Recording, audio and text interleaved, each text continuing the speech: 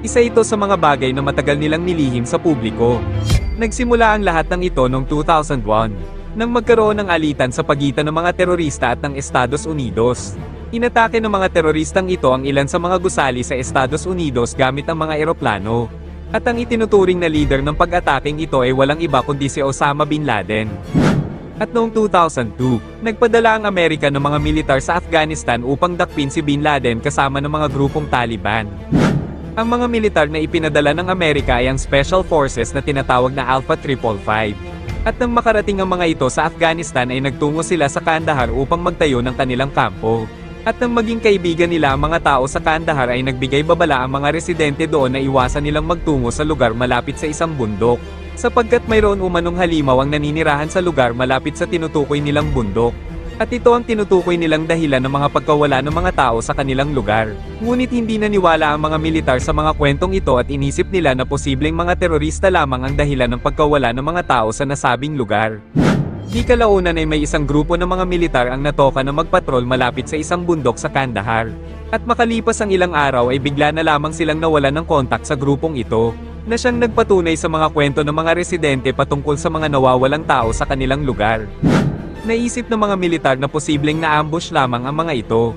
At dahil dito ay tinawagan nila ang Special Task Force na tinatawag na Green Berets na isa sa mga elite squad ng US military, upang ang mga ito ang rumesponde sa lokasyon ng mga nawawalang grupo ng mga militar. At nang magtungo ang mga ito sa lokasyon ng mga nawawalang sundalo ay nakita nilang may mga malalaking kuweba sa mga bundok. Di kalaunan ay tumambad sa kanila ang mga nagkalat na gamit ng mga US Army. At dahil dito ay sinundan nila ang mga gamit na nagkalat sa daan hanggang sa tumambad sa mga ito ang mga sira-sirang uniforme ng mga US Army sa harap ng isang malaking kuweba. Nang malapitan na ng mga ito ang kuweba ay may isang napakalakas na sigaw mula sa loob nito at may biglang sumulpot na isang malaking sibat na tumama sa katawan ng isa sa kanilang kasamahan. Matapos ito ay sinalubong sila ng isang napakalaking nilalang na may tangkad na 15 talampakan na nagmula sa loob ng kuweba. Hinugot nito ang kanyang malaking sibat mula sa katawan ng isa sa mga militar.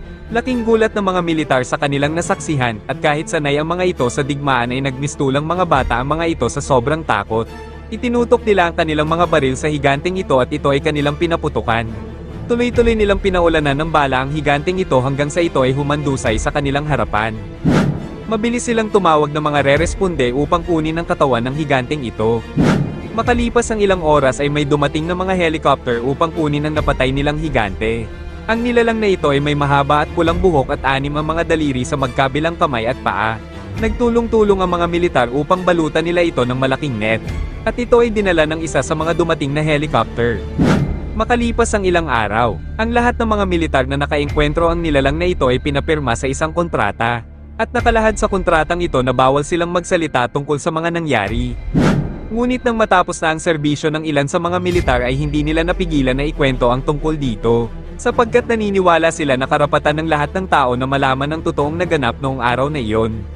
At noong 2016 ay may nagpakilalang isa sa mga miyembro ng Elite Forces na nakapatay sa higanteng ito, at nagkaroon pa ito ng exclusive interview na mabilis na kumalat sa internet. Ano ang masasabi mo, kaibigan? Naniniwala ka ba na pinagtatakpan lamang ng gobyerno ng Amerika ang tungkol sa bagay na ito? Maaaring mag-iwan ka na lang ng iyong komento sa ibaba para sa magandang usapan.